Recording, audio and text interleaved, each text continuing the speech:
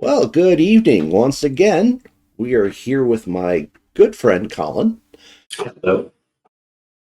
And we tried doing this a couple weeks back, and I had a storm come rolling through and just pretty much take out the internet, or at least take it down to a level where this wasn't possible.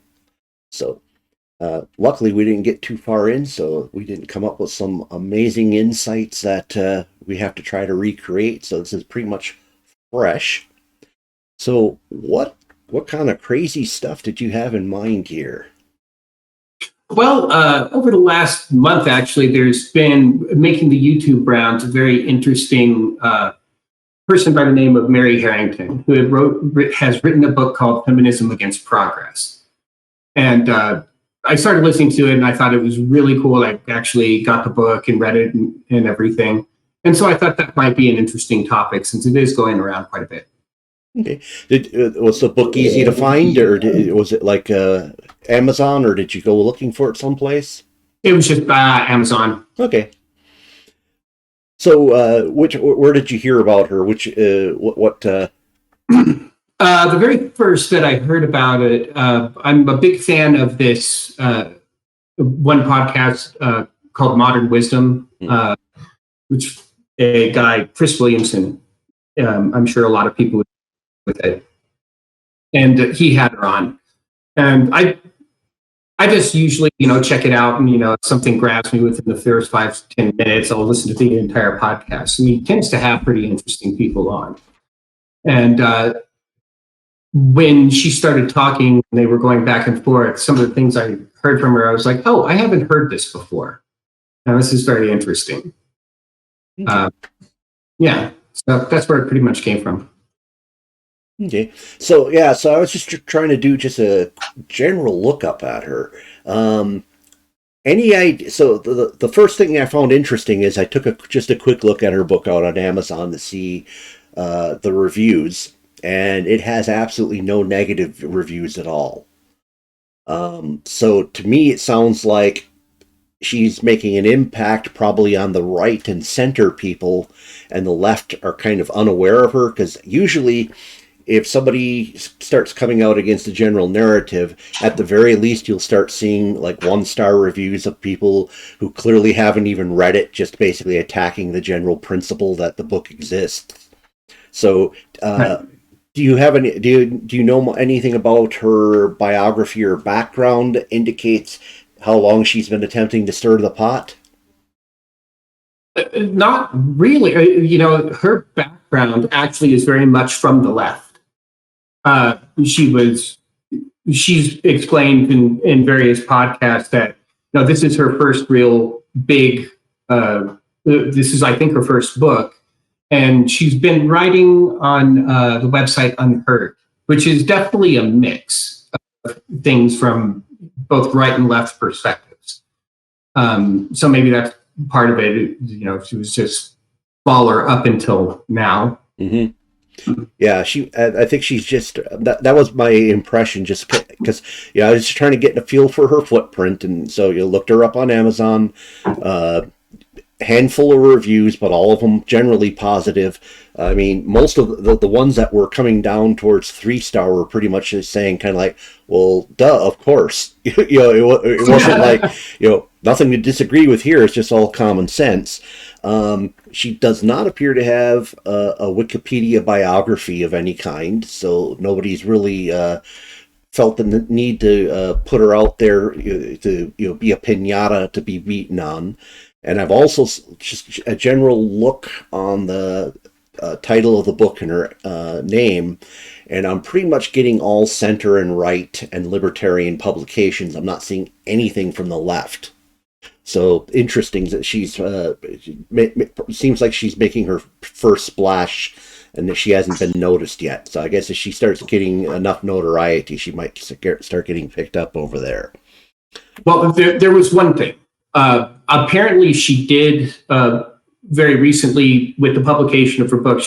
She's come to America to go around doing some talks, trying to sell the book and whatnot. Oh, is she a Brit? Yes. Okay. Yes. So she had planned at some venue to do a talk, and they canceled it. They're like, oh, no, these are not the proper things you're supposed to say. These are not the narratives you're looking for. Exactly. And so, but it didn't stop her at all. Somebody else came by and said, oh, no, you can use my place. I don't care. Yeah. So I guess not every single venue is captured in New York City. All right. So, so clearly you say she started out in the feminist camp. Is she still maybe like a second wave feminist perhaps, or is she even kind of retreated from that? Because I see some of the words being used around her as like reactionary feminist, I've heard, and reformed liberal feminist, I've heard. Yeah. She does tell a pretty funny story about, the because I think her website is called The Reactionary Feminist. Oh, okay. Yeah. And she was doing a series of different articles about, definitely about feminism. I don't know if I would even call it second wave. This because she has a very interesting and different take on feminism. I really heard before, and that's what actually got me started. Like, oh, I want to hear more of this, because her viewpoint is the feminist movement was less of a morality movement, or like of equality. It was definitely within women's. It was about women's interests, but it was actually more of a reaction to basicere the industrial age. And it had nothing to do really, well, I mean, yes, there were ethics involved in it, but her premise is that feminism really was about how when the industrial age starts, it reconfigured society in such a massive way that women ceased to have the economic agency that they had for centuries previous. Okay. You want to expand a little bit on that? Describe that change. What her premise is very simply that the base economic unit for most of life was the household. You'll have small family businesses, small family farms, things like that. And it was very necessary that men and women, as families, work together to produce whatever. Oftentimes there was, of course, just the family farm where they were doing sustenance living, but also when they could, they would, take stuff in. The whole word cottage industry comes from the idea that, people would bring in raw materials like textiles or whatnot, and then those were the types of work that men and women, and especially women, could do while still having children afoot and whatnot. And so with the change to the Industrial Revolution, you have now, at least initially at first, the factory work and whatnot, the men are going out to work at these factories all day, and the women have no real ability to do this, initially at least, or when they do it, it's kind of horrific. Because if you're having children, you have to be able to watch your children, and if you don't have the ability to watch your children, you do things like put them on dope them up with opium all day so they don't do anything. So, yeah. And so the only thing that you could do at that point was you would hope to marry somebody that would treat you well, and got a good job and everything else, but women had no input into the work, basically, and was just completely dependent on some guy. Whereas before, there was a mutual dependency within the family. Okay. Yeah, that actually backs up to something that it was kind of our early college class I took. Waste of somebody else's money, thankfully, and just not mine. Well, actually, yours, and it was taxpayer money, so there you are. But something had come up where they were talking about the general idea of what was happening in the United States, mid 1800s, with like the settlers heading out west versus like the Southwest, which was still very heavily Hispanic and had kind of the large haciendas and stuff like that. And the teacher had asked something along the lines of, uh, what do you suppose? Where do you suppose women were treated more equally in the American West with the settlers, or in the Hispanic areas that had been settled? And I remember some girl in the class chimed in, "Well, it'd have to be the Hispanics. They treat their women better." And the teacher just kind of got this look on her face, and I said, "Oh, hand up." And she goes, "What do you think?" I said, "Well, it'd be the settlers, because they're pretty much dependent on each other for doing things. That they have their roles, but if either one of them can't perform what they're doing, the whole thing falls apart. So they would probably have to do a lot more talking with each other and deciding, how do we go forward with this? What's not working here? How do we make this partnership work so that we can turn this into a family that thrives?" So yeah, it definitely fits. So that's not like a wild theory of hers.